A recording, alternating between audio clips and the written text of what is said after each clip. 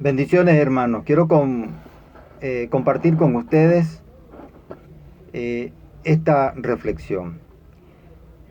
Hoy tenemos a un nuevo Moloch en el siglo XXI. Vamos a hablar un poco de este dios Moloch. Después de la aprobación del aborto, por ejemplo, en Chile, una ley inicua, no debemos de cegar el empeño entonces para hacer que sea esa ley derogada, porque está matando a niños inocentes. Una nueva tendencia a abrogar esta ley alrededor del mundo nos anima entonces a nosotros los cristianos a continuar en esta lucha. Pero hemos hablado de Moloch. Moloch era el dios de los antiguos cananeos o fenicios y lo consideraban el símbolo del fuego purificante, a que a su vez simbolizaba el espíritu. Creían que como resultado de una catástrofe ocurrida en el comienzo del tiempo, ese espíritu se habían transformado a sí mismo en oscuridad al convertirse en materia.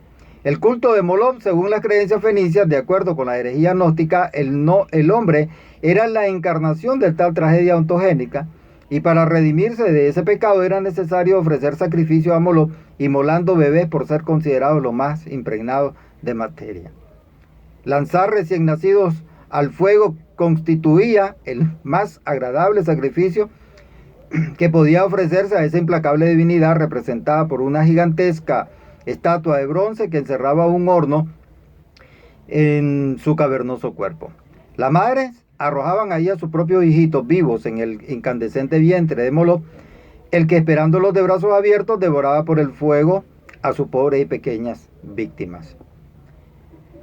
Pero ahora, ¿verdad?, sin pena ni piedad, en aquellos tiempos los fenicios inmolaban millares de criaturas. Pero ahora, solo en ese tiempo, no, también en nuestro tiempo.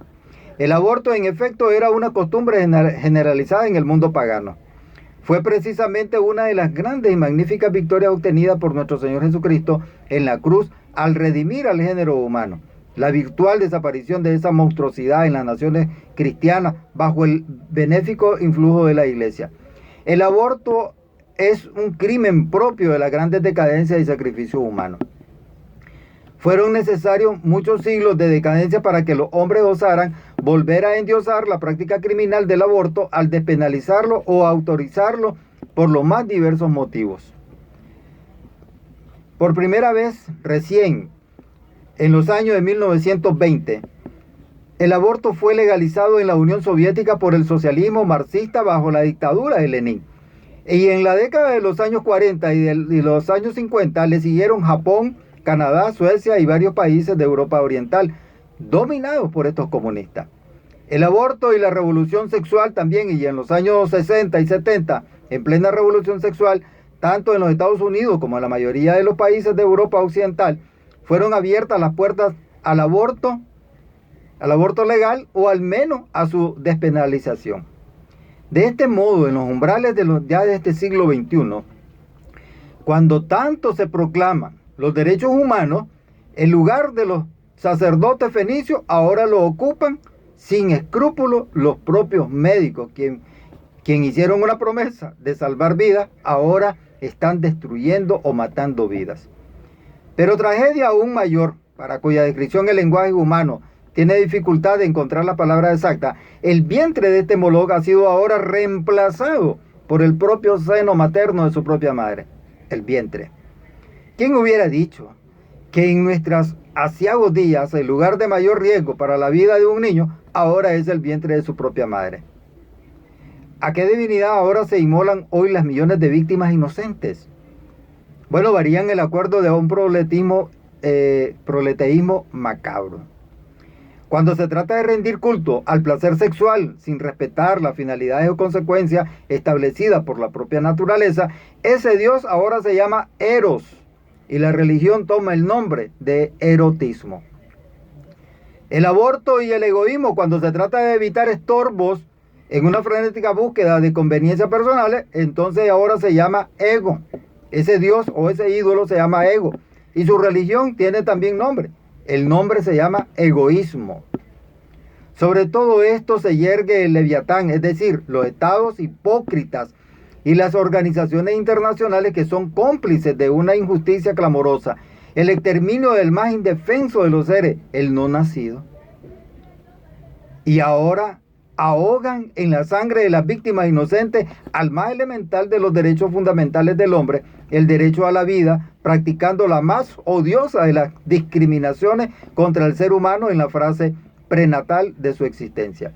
Y ahogan en la sangre de las víctimas inocentes al más elemental de los derechos fundamentales del hombre, el derecho a la vida, practicando la más odiosa de las discriminaciones contra el ser humano en la fase prenatal de su existencia.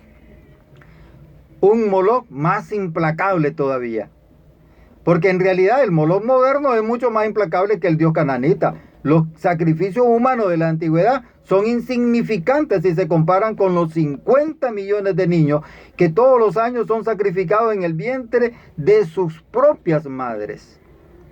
Ahora la paradoja no podría ser más flagrante.